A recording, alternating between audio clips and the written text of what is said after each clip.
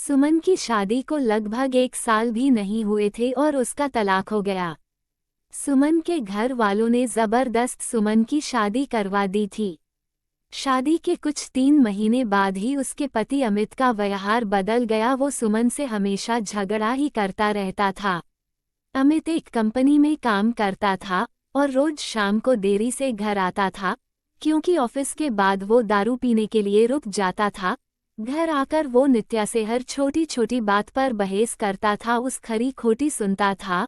वो सुमन को ये भी बोल देता था कि चली जा तू यहाँ से, मुझे तेरी कोई ज़रूरत नहीं है, बहुत मिल जाएंगी तेरी जैसी। सुमन उसका ये व्यवहार चुपचाप सहन कर रही थी। उसने अपने घर पर भी इसके बारे में कुछ नहीं बताया था। वो अपने घर वालों से नाराज थी। उन्होंने जबरदस्ती उसकी शादी जो करवाई थी। सुमन अमन से प्यार करती थी और जब ये बात सुमन के घर वालों को पता चली तो उन्होंने जबरदस्ती उसकी शादी करवा दी। अमन उस वक्त कुछ नहीं कर पाया, क्योंकि सुमन के पापा ने अमन के खिलाफ पुलिस कंप्लेन कर दिया था कि वो सुमन को परेशान करता है और इसी कारण वो कुछ दिनों के लिए जेल में था। ये सब के बारे में सुमन को नहीं पता था। सुमन अपनी शादीशुदा जिंदगी में बहुत परेशान थी। कुछ महीने ऐसा ही चलता रहा। अमित थोड़ा भी नहीं बदला था। फिर सुमन ने सोचा कि अब वो और उस रिश्ते में नहीं रह सकती और उसने अमित से तलाक लेना का फैसला कर लिया और फिर उनका तलाक हो गया। तलाक के बाद सुमन ने अपने मम्मी पापा को सब कुछ बता दिया और उन्होंने सुमन को बहुत डांटा कि क्या हो गया था ऐसा कि तलाक ले लिया, अब क्या करेगी, कहाँ जाएगी, कौन करेगा इससे शादी। ये सब सुनकर सुमन ने उनके साथ रहने से इनकार कर दिया। वो एक छोटी सी कंपनी में काम करने लगी और कंपनी द्वारा दिए गए घर में रहती थी। उसे कभी कभी अमन की बहुत याद आती थी, लेकिन उसने अमन से कभी संपर्क करने की कोशिश नहीं किया। वो सोचती थी कि अब उसे किसी पर बोझ नहीं बनना। वो अपने पैरों पर खड़ा होना चाहती थी। वो अपना पूरा समय अपने काम को देती थी। उसका काम इतना अच्छा था कि 4 महीनों में ही उसका प्रमोशन हो गया और वो अपने डिपार्टमेंट की हेड बन गई। प्रमोशन के 1 महीने बाद उसे उसकी कंपनी के तरफ से एक मीटिंग अटेंड करने के लिए विदेश जाने का अवसर मिला। सुमन अपने काम में बहुत तरक्की कर रही थी। अब उसके मम्मी पापा को भी नित्या पर बहुत फक्र महसूस हो रहा था। अब वो पछताते थे कि उन्होंने उसकी शादी गलत घर में कर दिया था। सुमन विदेश जाने की बात से बहुत खुश थी। 4 दिन बाद की उसकी टिकट थी। उसे कुछ खरीदारी भी करनी थी। फिर वो अपने ऑफिस के पास एक मॉल में गई। उसे कपड़े और कुछ मेकअप का सामान लेना था। वो मॉल में घूम रही थी, कपड़े देख रही थी, तभी किसी ने पीछे से उसके कंधे पर हाथ रखा। वो पीछे मुड़ी देखने के लिए और वो बिल्कुल अपने आंखों पर विश्वास नहीं कर पा रही थी। वो इंसान और कोई नहीं, अमन था। सुमन उसे देखती रह गई। उस समझ नहीं आया कि वो अमन से क्या बात करे।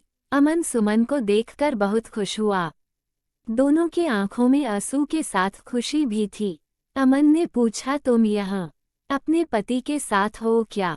सुमन उससे नजरें चुराते हुए बोली, नहीं। अमन ने पूछा, कैसी हो? सुमन उससे बात नहीं करना चाहती थी। वो नहीं चाहती थी कि अमन को पता चले कि उसका तलाक हो गया है और अब वो अकेले रहती है। अमन उससे पूछे जा रहा था। उसने बोला, कुछ बोलो। सुमन वहां से जाने लगी। उसने अमन को बोला कि मुझे तुमसे कोई बात नहीं करनी, तुम चले जाओ। अमन उसके पीछे पीछे जाने लगा। उसने कहा, मेरी बात तो सुन लो एक बार। फिर भी सुमन नहीं रुकी। फिर अमन ने कहा, तुम्हें मेरी कसम है, बस एक बार रुक के मेरी बात सुन लो। फिर सुमन क्या करती, आखिर उसके दिल में अभी भी अमन के लिए प्यार था, तो वो रुक गई। फिर अविनाश ने कहा कि कहीं बैठकर बात करते हैं। फिर वो दोनों मॉल के एक रेस्टोरेंट में गए। अमन ने उससे पूछा, कैसी हो? वो बोली, ठीक हूँ। अमन ने उसके पति के बारे में पूछा कि वो कैसा है, तुम्हारा ध्यान रखता है ना? सुमन चुप थी। अमन ने बोला, क्या हुआ, तुम चुप क्यों हो, कुछ बोलो, तुम्हें कोई परेशानी तो नहीं है ना? नित्या बोली, मेरा तलाक हो गया है। अमन को ये सुनते ही एक उम्मीद की किरण दिखने लगी। उसने पूछा, कब और क्यों? अमन ने उसे सब बताया। अमन ने बोला, फिर अब तुम अकेले क्यों रहती हो? तुम अपने मम्मी पापा के पास क्यों नहीं गई या मुझे क्यों संपर्क करने की कोशिश क्यों नहीं की? सुमन बोली, तुम अगर मुझसे प्यार ही करते थे तो जब मेरी शादी हुई तब क्यों नहीं आए मुझे लेने, कहा थे तुम। उस वक्त मैं बिल्कुल अकेली हो गई थी और मजबूरी में शादी हो गई मेरी। अमन ने पूछा, क्या तुम्हारे पापा ने नहीं बताया कि उन्होंने मुझ पे पुलिस केस कर दिया था? मैं जेल में था कुछ महीने। ये सुनते ही सुमन चौंक गई। उसने कहा कि मुझे इसके बारे में कुछ नहीं पता। अमन ने उसे पूरी बात बताई। सुमन बोली, मैं माफ़ी मांगती हूँ तुमसे अपने पापा के तरफ से।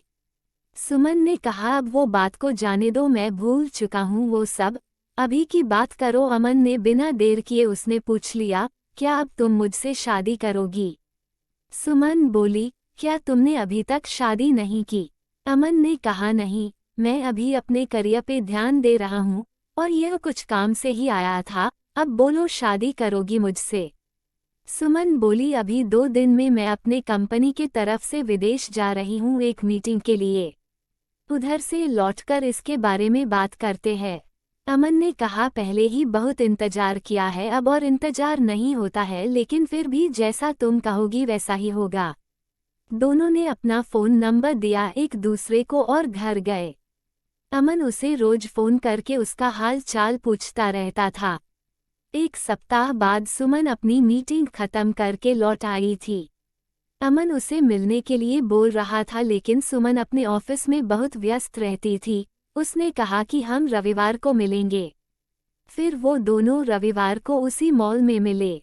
अमन ने पहले उसके मीटिंग और काम के बारे में पूछा कि सब ठीक चल रहा है ना। नित्या ने कहा, हाँ सब ठीक है। फिर अमन ने उससे शादी का पूछा। तुमने कहा था कि आके बताओगी शादी करोगी कि नहीं, तो अब बोलो क्या सोचा है? सुमन तो अमन से प्यार करती ही थी और अब उसे मौका मिला था अपने प्यार के साथ पूरी जिंदगी बिताने का। उसने हाँ कह दिया। दोनों बहुत खुश थे। सुमन ने अपने घर पर सुमन के बारे में सब कुछ बता दिया और इस बार उसके घर वाले उसके इस फैसले से मान गए, क्योंकि पहले उनसे एक गलती हो चुकी थी। अब वो फिर से अपनी बेटी को तकलीफ में नहीं देखना चाहते थे। 1 महीने बाद उनके परिवार ने उनकी शादी करवा दी। अमन ने अपना खुद का एक बिजनेस स्टार्ट किया था, तो अब सुमन उसके साथ उसके बिजनेस में हाथ बटाती थी और वो दोनों खुशी खुशी हमेशा के लिए एक साथ हो गए।